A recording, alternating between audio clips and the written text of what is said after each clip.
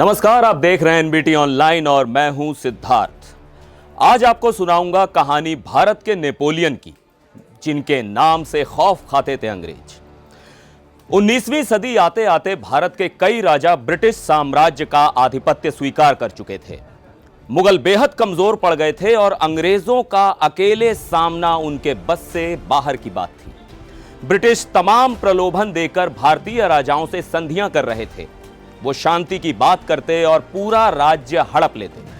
उस दौर में इंदौर का एक नौजवान राजा आगे आता है, अंग्रेजों के खिलाफ राजाओं को एकजुट करना शुरू करता है। नाम था यशवंतराव होलकर। महाराजा यशवंतराव को अंग्रेजों की चाल खूब समझ आ रही थी।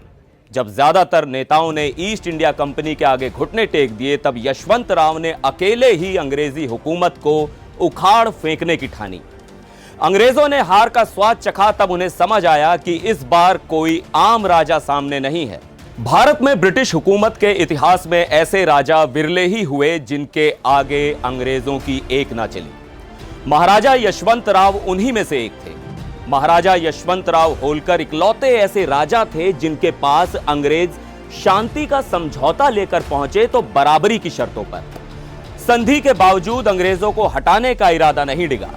कलकत्ता पर हमले के लिए 1 लाख सैनिकों की फौज खड़ी कर दी।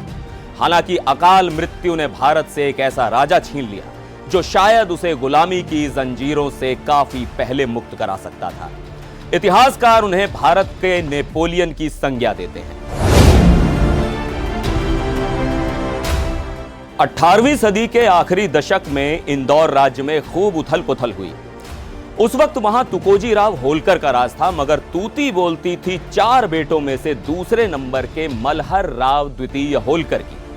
वैसे तो तुकोजी राव के सबसे बड़े बेटे काशीराव होलकर उत्तराधिकारी थे, मगर उनकी क्षमता पर संदेह करने वाले कम नहीं थे। राज्य के भविष्य को ध्यान में रख मल्हर राव ने गद्दी के लिए दावेदारी पेश की। छोटे भाइयों यशवंतराव और बिठोजी राव ने समर्थन किया। मल्हर राव की लोकप्रियता बढ़ रही थी। काशीराव ने खतरा भांपकर सिंधिया राजघराने से मदद मांगी। उस वक्त तक होलकर और सिंधिया घराने में बिल्कुल नहीं बनती थी। दौलत राव सिंधिया ने अचानक मल्हर राव की हत्या करवा दी। उनकी गर्भवती पत्नी जीजाबाई और यशवंतराव की बेटी भीमाबाई होलकर को बंदी बना लिया गया। पेशवा बाजीराव द्वितीय के मंत्री नाना फडणवीस ने सिंधिया की इस हरकत का खुलकर विरोध किया तो उन्हें भी जेल में डाल दिया गया। यशवंतराव ने नागपुर में राघोजी द्वितीय भोसले के यहां शरण ली। सिंधिया को भनक लगी तो उन्होंने राघोजी से यशवंतराव को गिरफ्तार करने को कहा। राघोजी ने वैसा ही किया और 20 फरवरी 1798 को यशवंतराव को उन्हें शरण देने वाले ने ही बंदी बना लिया। भवानी शंकर खत्री की मदद से यशवंतराव 6 अप्रैल 1798 को नागपुर से भाग निकले। इतना छल प्रपंच देख चुकने के बाद यशवंतराव ने फिर किसी पर भरोसा नहीं किया। इंदौर में यशवंतराव होलकर का खेमा मजबूत हो रहा था। दिसंबर 1798 में उन्होंने महेश्वर पर कब्जा किया और अगले महीने राजतिलक हुआ। इधर बिठोजी राव होलकर ने पेशवाई के लिए अमृतराव पर दांव खेला। बिठोजी राव का कहना था कि बाजीराव द्वितीय से कहीं ज्यादा बेहतर पेशवा अमृतराव साबित होंगे। अप्रैल 1801 में बाजीराव ने बिठोजी राव को गिरफ्तार करवा के पुणे में पेश करवाया। उन्हें हाथी के पैरों तले कुचले जाने की सजा सुनाई गई। उस वक्त पेशवा से कई लोगों ने कहा कि ऐसा ना करें, अन्यथा मराठा साम्राज्य बिखर जाएगा। पेशवा नहीं माने। यशवंत राय होलकर को यह सब पता चला तो उन्होंने भाई की मौत का बदला लेने की कसम खाई। बदले की आग में जल रहे यशवंतराव ने सबसे पहले सिंधिया की राजधानी उज्जैन पर हमला बोला। होलकर की सेना ने उज्जैन के सैनिकों पर कहर बरपा दिया। उज्जैन के करीब 3000 सैनिक मारे गए। सिंधिया राजघराने की करारी हार हुई। होलकर का अगला निशाना थे पेशवा। 1 मई 1802 में होलकर ने पूना के लिए कूच किया। सेंधवा, मालेगांव, अहमदनगर, बारामती, एक एक कर छोटी छोटी रियासतों पर होलकर जीत दर्ज करते गए। पूना की लड़ाई हुई दीपावली के दिन।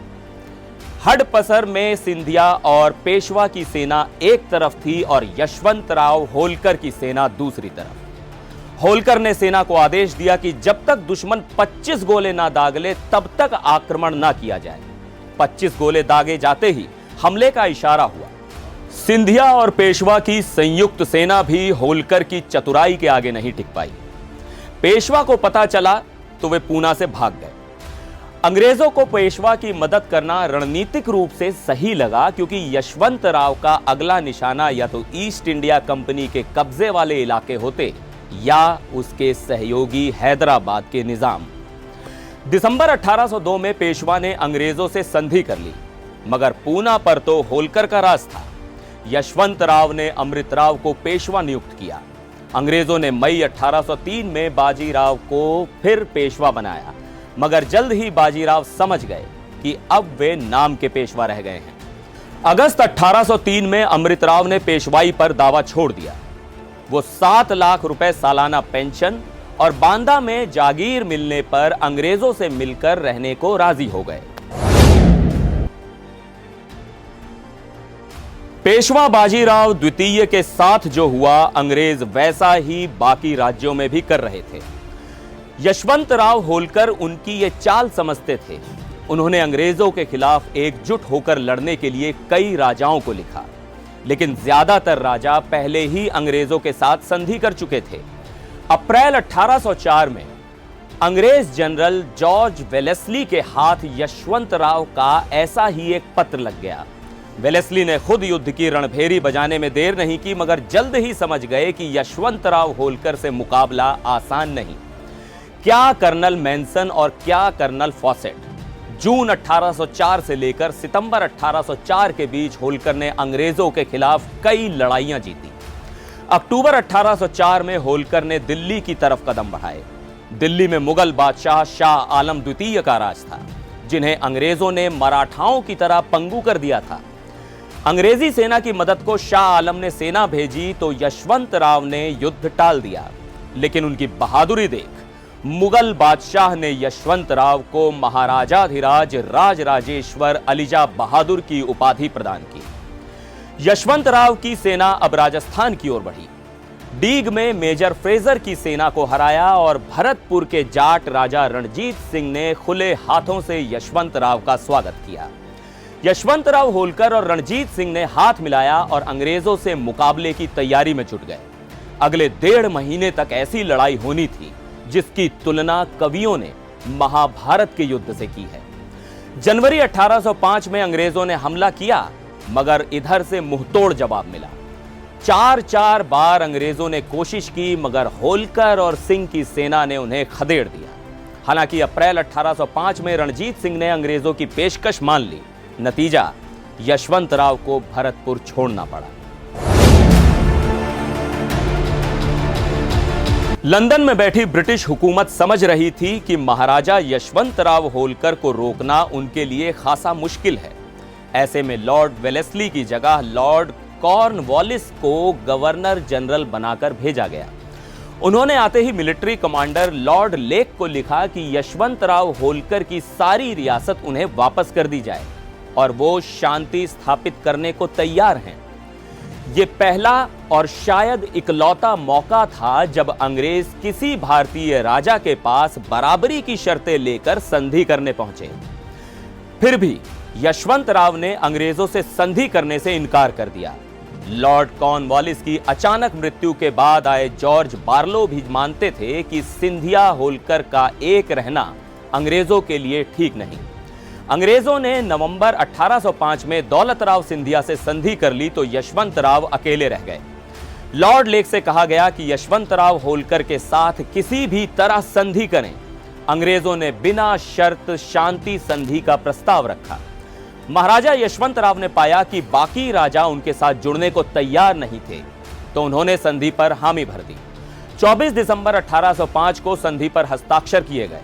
अंग्रेजों ने महाराजा यशवंतराव होलकर को संप्रभु राजा माना और उनकी सभी संपत्तियां लौटा दी। संधि के बावजूद यशवंतराव इस कोशिश में लगे रहे कि मराठा साम्राज्य एकजुट हो जाए। उन्होंने दौलत राव सिंधिया को इस बारे में पत्र भी लिखा, मगर सिंधिया ने अंग्रेजों को बता दिया। आखिरकार महाराजा यशवंत राव ने अकेले ही अंग्रेजों को भारत से खदेड़ने की ठानी। वो खुद भानपुरा में रहकर तोपें तैयार करने में जुट गए। दिन रात काम चल रहा था। कलकत्ता कूच करने को 200 से ज्यादा तोपें और 1 लाख सैनिक तैयार थे, मगर काम के दबाव और भतीजों की अकस्मात मौत ने महाराजा यशवंत राव होलकर को गहरी चोट दी।